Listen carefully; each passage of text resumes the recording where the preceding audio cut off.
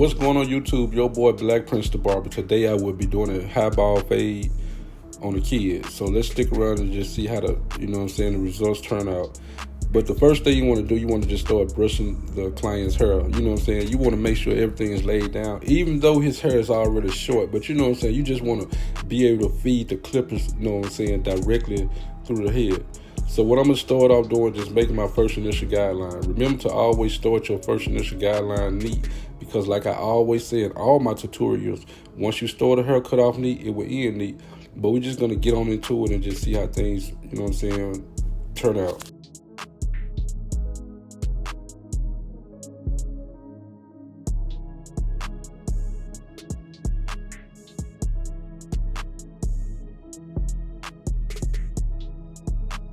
I'm not going to hold you guys up too long, but I just want to say this. I'm going to come back with my Stylecraft Pro trimmers, just to clean up that initial guideline at the bottom, because I want to make sure everything, ball them out real good. And then after that, I'm going to fall back with my Oster 76s. I'm going to put the number 1 blade on it, and I'm going to go against the grain, because it will make the fade much more easier to, fade in. So because the fade is actually going to meet the blend, because I cut it down with the 1 against the grain. But for now, I just want to show you guys that I'm just cleaning up the, the bowl shape, so I can have that part right there faded out before I move to the next section. So let's get it. Now, every barber had their own differences of how they want to cut the client's hair down. Some barbers might go with the grain with the plastic guard, but I feel it's more, precise for me to go against the grain with the 1 blade, because the 1 blade takes off what I want. But it seems like when you use the plastic 1 guard, you have to constantly just go over that 1 area so many times until you knock the hair down to its potential length that you want it.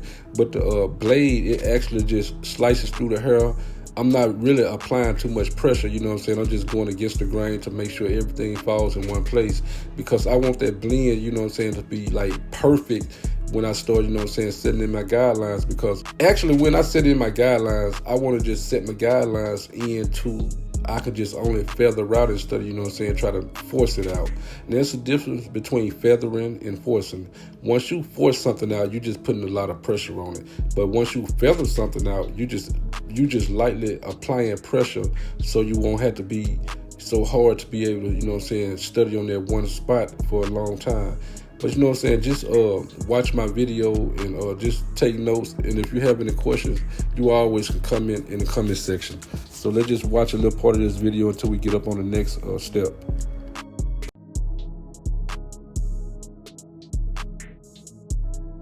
Now, after I get done cutting the hair down to a 1 against the grain, I always go back and put it in that brush session.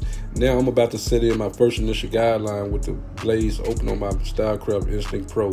Remember to always be observant and, make sure everything coming out in an even flow, because you really don't have to go back and do detail, because everything will fall in place if you be neat. But by me cutting this hair down to a 1 against the grain, it shouldn't be hard to fade them in. So I'm gonna mainly work with my blades on my Stylecraft Pro Instinct clippers, because if you can just notice, the blend is actually already coming together.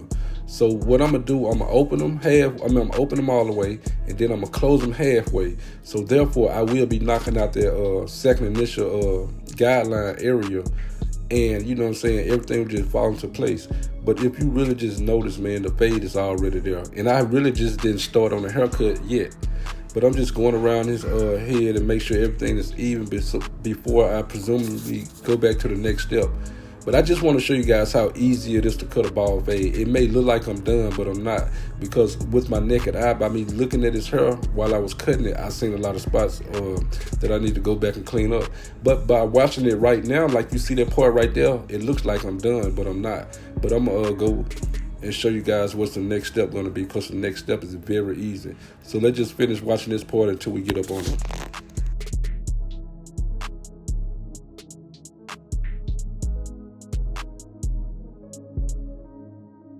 like I said at first, I started out with my Stylecraft Instinct Pro. Now I jump back to my Masters cordless clippers because I wanted to use the OG Zero Guard. Yeah, I still have my OG Zero Guard. I just don't really just use my Masters like that because I'm so used to using my Stylecraft Pro Instinct. But with further ado, you know what I'm saying, I just want to let you know it don't really take much to knock that guideline out, because by me cutting the hair down to a number 1 against the grain, and that 0 against the that number 1, it should fade in so perfectly, man. So I just want to let you know I've been talking about this for like almost 5 minutes and 30 seconds, man. And look, I'm almost done with the haircut. So I just want to let you know, always put that brush session in, and always keep that brush in your hand. And remember to always do the X motion when you doing detail work, and especially use your corners, because your corners is the most very important part of the whole haircut process. Then I fall back with my gold Beverly FX clippers.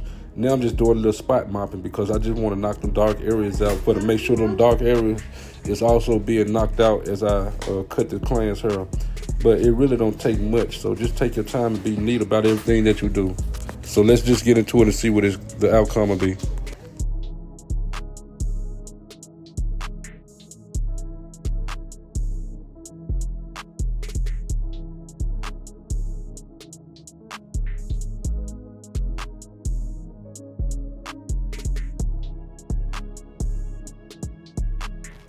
Always start in front of the client. Make sure he's directly in front of you before you presumably go with the edge up. And then, you know what I'm saying, just match one side with the other side. And after that right there, I'm going to come back in with the flow enhancements. I'm going to make sure the enhancements is on my client before I even move to the next step. But remember to always check back over your work, man, because, you know, you want to make this client come back. You want to make this client be, you know what I'm saying, be like, hey, man, I like my barber. I like the way my barber cut hair. But with that being said, man, look, it really don't take much to cut anybody's hair. But without further ado, this is the cut. If you like it, make sure you give it a thumbs up. If you're new to the channel, make sure you hit that subscribe button. And you can also follow me on TikTok as your TikTok Barber 1. But with further ado, it's your boy, Black Prince the Barber. May God bless. Peace.